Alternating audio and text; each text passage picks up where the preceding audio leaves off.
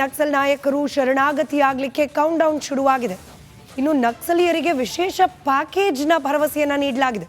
ಆದರೆ ಇದರ ನಡುವೆ ನಕ್ಸಲ್ವಾದವನ್ನು ಅನುಸರಿಸ್ತಾ ಇದ್ದ ನಾಯಕರಿಗೆ ವಿಶೇಷ ಪ್ಯಾಕೇಜ್, ಆದರೆ ಸಂತ್ರಸ್ತರ ಬಗ್ಗೆ ಕಾಳಜಿ ಇಲ್ವಾ ಅನ್ನೋ ಹೊಸ ಕೂಗು ಇದೀಗ ಶುರುವಾಗಿದೆ. ಇದರಲ್ಲೂ ವಿಶೇಷವಾಗಿ ನಕ್ಸಲ್ ಪೀಡಿತ ಪ್ರದೇಶಗಳಲ್ಲಿ ಈ ರೀತಿಯ ಚರ್ಚೆ ಮುನ್ನೆಲೆಗೆ ಬಂದಿದೆ. ವಿಶೇಷವಾಗಿ ಮಲೆಕುಡಿಯ ಸಮುದಾಯ ಒಂದಷ್ಟು ಬೇಡಿಕೆಯ ಪಟ್ಟಿಯನ್ನು ರಾಜ್ಯ ಸರ್ಕಾರದ ಮುಂದಿಟ್ಟಿದೆ. ಕಾಡು ಬಿಟ್ಟು ಬರುವಂತೆ, ಅಂದರೆ ಅವ್ರಿಗೇನೆ ಕಾಡನ್ನು ಬಿಟ್ಟು ಬರುವಂತೆ ಸಲಹೆಯನ್ನು ನೀಡಲಾಗಿದ್ದು, ಸರ್ಕಾರದ ಭರವಸೆ ಬಗ್ಗೆ ನಮಗೆ ನಂಬಿಕೆ ಇಲ್ಲ, ಮೊದಲು ಹಳೆ ಭರವಸೆಗಳನ್ನು ಈಡೇರಿಸಲಿ ಅಂತ ಹೇಳಿ ಮನವಿಯನ್ನು ಮಾಡಿಕೊಳ್ತಾ ಇದೆ ಈ ಸಮುದಾಯ.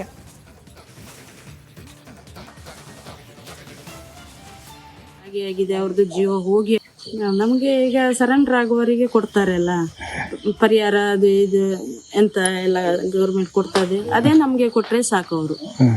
ನಮ್ಗೆ ಇನ್ನೇನು ಅವ್ರದ್ದು ಅಣ್ಣನೇನು ಜೀವ ಕೊಡ್ಲಿಕ್ಕೆ ಆಗುದಿಲ್ಲ. ಅವರು ಎನ್ಕೌಂಟರ್ ಆಗಿದೆ, ಅವ್ರದ್ದು ಜೀವ ಹೋಗಿ ಆಗಿದೆ. ಇನ್ನೇನು ವಾಪಸ್ ತರ್ಲಿಕ್ಕೆ ಏನಾಗುದಿಲ್ಲ. ಅದೇ ಈಗ ಅವರಿಗೆ ಉಳ್ದವರಿಗೆ ಹೇಗೆ ಕೊಡ್ತಾರೆ ಅವರು ಪರಿಹಾರ? ಅದೇ ನಮ್ಗೆ ಈಗ ಇದ್ದವರಿಗೆ ಎಲ್ಲಿ ಕೊಟ್ರೆ ಸಾಕು. ಮನೆಯಲ್ಲಿ ನಾವು ತುಂಬಾ ಕಷ್ಟದಲ್ಲಿದ್ದೇವೆ. ಮನೆಯಲ್ಲಿ ನಮ್ಗೆ ಈಗ ಸರೆಂಡರ್ ಆಗುವವರಿಗೆ ಕೊಡ್ತಾರೆ ಅಲ್ಲ ಪರಿಹಾರ, ಅದು ಇದು ಎಂತ ಎಲ್ಲ ಗೌರ್ಮೆಂಟ್ ಕೊಡ್ತದೆ, ಅದೇ ನಮ್ಗೆ ಕೊಟ್ರೆ ಸಾಕು. ಸರ್ಕಾರದ ಬಯಕೆಯನ್ನೇ ಸ್ವಾಗತಿಸಿದ್ರ ನಕ್ಸಲರು. ಕಾಡಿನಲ್ಲಿ ವೆಲ್ಕಮ್ ಬ್ಯಾನರ್ ಕಟ್ಟಿ ನಕ್ಸಲರ ಸಭೆಯನ್ನು ನಡೆಸಲಾಗಿದೆ. ಸಮಾಜದ ಮುಖ್ಯವಾಹಿನಿ ಹೆಸರಲ್ಲಿ ಶರಣಾಗತಿ ಬಯಸಿದ್ರ ಬ್ಯಾನರ್ ಕಟ್ಟಿ ಸಭೆ ನಡೆಸಿದ ಸಮಿತಿ ಸದಸ್ಯರು ಹಾಗೆ ನಕ್ಸಲರು ಇದೀಗ ಅದರಂತೆಯೇ ಶರಣಾಗತಿಯಾಗಲಿಕ್ಕೆ ಒಪ್ಪಿದ್ದಾರಾ ಅನ್ನೋದು ಸದ್ಯಕ್ಕಿರುವ ಕುತೂಹಲ. ಸುನಿಲ್ ಮತ್ತಷ್ಟು ಮಾಹಿತಿಯನ್ನು ನೀಡ್ತಾ ಇದ್ರು. ಸುನಿಲ್, ನಕ್ಸಲರನ್ನ ಮುಖ್ಯವಾಹಿನಿಗೆ ತರೋ ಪ್ರಯತ್ನ ಎಲ್ಲ ಪಕ್ಷದ ಸರ್ಕಾರ ಇದ್ದ ಸಂದರ್ಭದಲ್ಲೂ ಕೂಡ ಒಂದೊಂದು ಹಂತದಲ್ಲಾಗಿದೆ. ಈಗ ನಡೆಸಿದ ಆ ಸಭೆ ಯಶಸ್ವಿಯಾಗಿದ್ದು ಯಾಕೆ? ಆ ಸಭೆಯಲ್ಲಿ ಯಾವ ರೀತಿಯಾಗಿ ಚರ್ಚೆ ಆಯಿತು, ಅದೇ ರೀತಿಯಲ್ಲೇ ವಿತೌಟ್ ಎನಿ ಅದರ್ ಕಂಡೀಷನ್ಸ್ ಶರಣಾಗ್ಲಿಕ್ಕೆ ಒಪ್ಪಿದ್ದಾರೆ ಇವರು ಅನ್ನೋದು ಕುತೂಹಲ. ಸ್ಮಿತಾ, ನಕ್ಸಲರ ಶರಣಾಗತಿ ವಿಚಾರವನ್ನು ನೋಡಿದರೆ 2010ರಿಂದ ಈಚೆಗೆ ಸುಮಾರು 13ರಿಂದ 14 ಜನ ನಕ್ಸಲರು ರಾಜ್ಯದಲ್ಲಿ ಶರಣಾಗಿರುವಂಥದ್ದು. ಅಂದರೆ ನಕ್ಸಲಿಸಮ್ನ ಬಿಟ್ಟು ಅವರು ಮುಖ್ಯವಾಹಿನಿಗೆ ಬರಬೇಕು ಅನ್ನುವಂಥದ್ದು ನಿರ್ಧಾರಕ್ಕೆ ಬಂದಿದ್ದು. ಅದಾದ ನಂತರ ಮುಂದಿನ ದಿನಗಳಲ್ಲಿ ಈ ನಕ್ಸಲರ ಸಂಖ್ಯೆ ರಾಜ್ಯದಲ್ಲಿ ಗಣನೀಯವಾಗಿ ಕಡಿಮೆ ಆಗ್ತಾ ಹೋಯಿತು.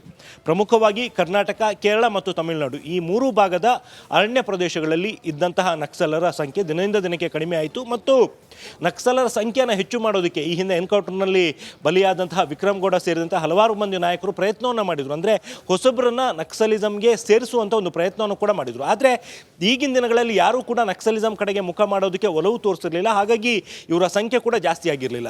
ಯಾವಾಗ ಇತ್ತೀಚೆಗೆ ವಿಕ್ರಮ್ ಗೌಡ ಎನ್ಕೌಂಟರ್ ಆಯಿತು, ಅದಾದ ನಂತರ ಈ ನಕ್ಸಲರು ತಮ್ಮ ಪ್ರಮುಖವಾದಂಥ ಒಬ್ಬ ನಾಯಕನನ್ನು ಕೂಡ ಕಳ್ಕೊಂಡ್ರು. ಮತ್ತು ಮುಂದಿನ ದಿನಗಳಲ್ಲಿ ಹೋರಾಟವನ್ನು ಮುಂದುವರಿಸ್ಕೊಂಡು ಹೋಗೋದಕ್ಕೆ ಬೇಕಾದಂಥ ವ್ಯವಸ್ಥೆಗಳಾಗಲಿ ಅಥವಾ ಅವರ ಮುನ್ನಡೆಸಬೇಕಾದಂಥ ಒಬ್ಬ ನಾಯಕ ಆಗಿರಲಿಲ್ಲ.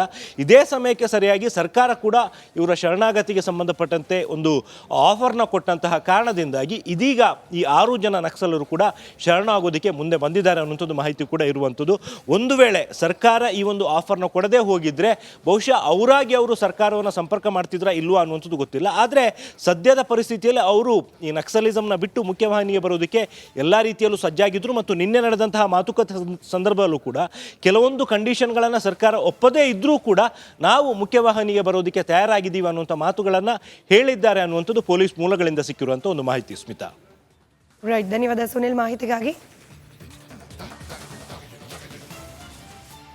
ಇನ್ನು 6 ಮಂದಿ ನಕ್ಸಲ್ ನಾಯಕರು ಶರಣಾಗತಿಯಾಗಲಿಕ್ಕೆ ಕೌಂಟ್ ಡೌನ್ ಶುರುವಾಗಿದೆ. ಇನ್ನು ನಕ್ಸಲೀಯರಿಗೆ ವಿಶೇಷ ಪ್ಯಾಕೇಜ್ನ ಭರವಸೆಯನ್ನು ನೀಡಲಾಗಿದೆ. ಆದರೆ ಇದರ ನಡುವೆ ನಕ್ಸಲ್ವಾದವನ್ನು ಅನುಸರಿಸ್ತಾ ಇದ್ದ ನಾಯಕರಿಗೆ ವಿಶೇಷ ಪ್ಯಾಕೇಜ್, ಆದರೆ ಸಂತ್ರಸ್ತರ ಬಗ್ಗೆ ಕಾಳಜಿ ಇಲ್ವಾ ಅನ್ನೋ ಹೊಸ ಕೂಗು ಇದೀಗ ಶುರುವಾಗಿದೆ. ಇದರಲ್ಲೂ ವಿಶೇಷವಾಗಿ ನಕ್ಸಲ್ ಪೀಡಿತ ಪ್ರದೇಶಗಳಲ್ಲಿ ಈ ರೀತಿಯ ಚರ್ಚೆ ಮುನ್ನೆಲೆಗೆ ಬಂದಿದೆ. ವಿಶೇಷವಾಗಿ ಮಲೆಕುಡಿಯ ಸಮುದಾಯ ಒಂದಷ್ಟು ಬೇಡಿಕೆಯ ಪಟ್ಟಿಯನ್ನು ರಾಜ್ಯ ಸರ್ಕಾರದ ಮುಂದಿಟ್ಟಿದೆ. ಕಾಡು ಬಿಟ್ಟು ಬರುವಂತೆ, ಅಂದರೆ ಅವ್ರಿಗೇನೆ ಕಾಡನ್ನು ಬಿಟ್ಟು ಬರುವಂತೆ ಸಲಹೆಯನ್ನು ನೀಡಲಾಗಿದ್ದು, ಸರ್ಕಾರದ ಭರವಸೆ ಬಗ್ಗೆ ನಮಗೆ ನಂಬಿಕೆ ಇಲ್ಲ, ಮೊದಲು ಹಳೆ ಭರವಸೆಗಳನ್ನು ಈಡೇರಿಸಲಿ ಅಂತ ಹೇಳಿ ಮನವಿಯನ್ನು ಮಾಡಿಕೊಳ್ತಾ ಇದೆ ಈ ಸಮುದಾಯ.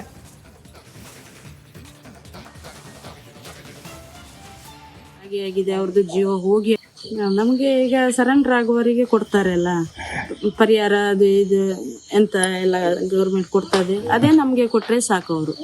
ಹಾ ನಮ್ಗೆ ಇನ್ನೇನು ಅವ್ರದ್ದು ಅಣ್ಣನೇನು ಜೀವ ಕೊಡ್ಲಿಕ್ಕೆ ಆಗುದಿಲ್ಲ. ಅವರು ಎನ್ಕೌಂಟರ್ ಆಗಿದೆ, ಅವ್ರದ್ದು ಜೀವ ಹೋಗಿ ಆಗಿದೆ. ಇನ್ನೇನು ವಾಪಸ್ ತರ್ಲಿಕ್ಕೆ ಏನಾಗುದಿಲ್ಲ.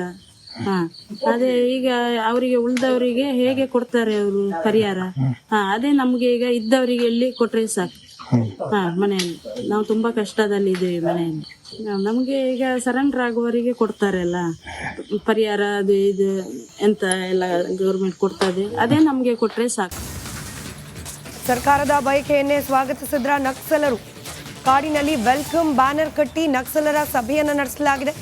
ಸಮಾಜದ ಮುಖ್ಯವಾಹಿನಿ ಹೆಸರಲ್ಲಿ ಶರಣಾಗತಿ ಬಯಸಿದ್ರ ಬ್ಯಾನರ್ ಕಟ್ಟಿ ಸಭೆ ನಡೆಸಿದ ಸಮಿತಿ ಸದಸ್ಯರು ಹಾಗೆ ನಕ್ಸಲರು ಇದೀಗ ಅದರಂತೆಯೇ ಶರಣಾಗತಿಯಾಗಲಿಕ್ಕೆ ಒಪ್ಪಿದ್ದಾರಾ ಅನ್ನೋದು ಸದ್ಯಕ್ಕಿರುವ ಕುತೂಹಲ. ಸುನಿಲ್ ಮತ್ತಷ್ಟು ಮಾಹಿತಿಯನ್ನು ನೀಡ್ತಾ ಇದ್ರು. ಸುನಿಲ್, ನಕ್ಸಲರನ್ನ ಮುಖ್ಯವಾಹಿನಿಗೆ ತರೋ ಪ್ರಯತ್ನ ಎಲ್ಲ ಪಕ್ಷದ ಸರ್ಕಾರ ಇದ್ದ ಸಂದರ್ಭದಲ್ಲೂ ಕೂಡ ಒಂದೊಂದು ಹಂತದಲ್ಲಾಗಿದೆ. ಈಗ ನಡೆಸಿದ ಆ ಸಭೆ ಯಶಸ್ವಿಯಾಗಿದ್ದು ಯಾಕೆ? ಆ ಸಭೆಯಲ್ಲಿ ಯಾವ ರೀತಿಯಾಗಿ ಚರ್ಚೆ ಆಯಿತು, ಅದೇ ರೀತಿಯಲ್ಲೇ ವಿತೌಟ್ ಎನಿ ಅದರ್ ಕಂಡೀಷನ್ಸ್ ಶರಣಾಗ್ಲಿಕ್ಕೆ ಒಪ್ಪಿದ್ದಾರೆ ಇವರು ಅನ್ನೋದು ಕುತೂಹಲ. ಸ್ಮಿತಾ, ನಕ್ಸಲರ ಶರಣಾಗತಿ ವಿಚಾರವನ್ನು ನೋಡಿದರೆ 2010ರಿಂದ ಈಚೆಗೆ ಸುಮಾರು 13ರಿಂದ 14 ಜನ ನಕ್ಸಲರು ರಾಜ್ಯದಲ್ಲಿ ಶರಣಾಗಿರುವಂಥದ್ದು. ಅಂದರೆ ನಕ್ಸಲಿಸಮ್ನ ಬಿಟ್ಟು ಅವರು ಮುಖ್ಯವಾಹಿನಿಗೆ ಬರಬೇಕು ಅನ್ನುವಂಥದ್ದು ನಿರ್ಧಾರಕ್ಕೆ ಬಂದಿದ್ದು. ಅದಾದ ನಂತರ ಮುಂದಿನ ದಿನಗಳಲ್ಲಿ ಈ ನಕ್ಸಲರ ಸಂಖ್ಯೆ ರಾಜ್ಯದಲ್ಲಿ ಗಣನೀಯವಾಗಿ ಕಡಿಮೆ ಆಗ್ತಾ ಹೋಯಿತು.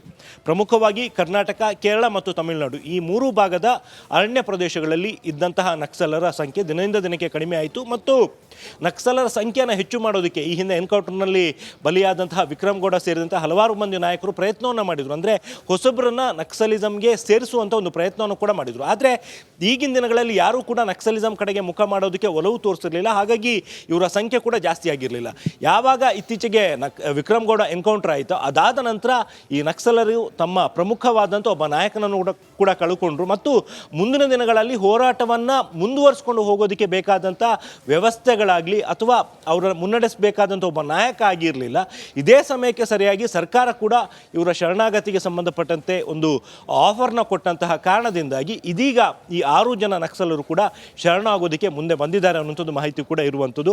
ಒಂದು ವೇಳೆ ಸರ್ಕಾರ ಈ ಒಂದು ಆಫರ್ನ ಕೊಡದೇ ಹೋಗಿದ್ರೆ ಬಹುಶಃ ಅವರಾಗಿ ಅವರು ಸರ್ಕಾರವನ್ನು ಸಂಪರ್ಕ ಮಾಡ್ತಿದ್ರಾ ಇಲ್ವಾ ಅನ್ನುವಂಥದ್ದು ಗೊತ್ತಿಲ್ಲ. ಆದರೆ ಸದ್ಯದ ಪರಿಸ್ಥಿತಿಯಲ್ಲಿ ಅವರು ಈ ನಕ್ಸಲಿಸಮ್ನ ಬಿಟ್ಟು ಮುಖ್ಯವಾಹಿನಿಗೆ ಬರೋದಕ್ಕೆ ಎಲ್ಲ ರೀತಿಯಲ್ಲೂ ಸಜ್ಜಾಗಿದ್ದರು. ಮತ್ತು ನಿನ್ನೆ ನಡೆದಂತಹ ಮಾತುಕತೆ ಸಂದರ್ಭದಲ್ಲೂ ಕೂಡ ಕೆಲವೊಂದು ಕಂಡೀಷನ್ಗಳನ್ನು ಸರ್ಕಾರ ಒಪ್ಪದೇ ಇದ್ದರೂ ಕೂಡ ನಾವು ಮುಖ್ಯವಾಹಿನಿಗೆ ಬರೋದಕ್ಕೆ ತಯಾರಾಗಿದ್ದೀವಿ ಅನ್ನುವಂಥ ಮಾತುಗಳನ್ನು ಹೇಳಿದ್ದಾರೆ ಅನ್ನುವಂಥದ್ದು ಪೊಲೀಸ್ ಮೂಲಗಳಿಂದ ಸಿಕ್ಕಿರುವಂಥ ಒಂದು ಮಾಹಿತಿ. ಸ್ಮಿತಾ, ರೈಟ್, ಧನ್ಯವಾದ ಸುನಿಲ್ ಮಾಹಿತಿಗಾಗಿ.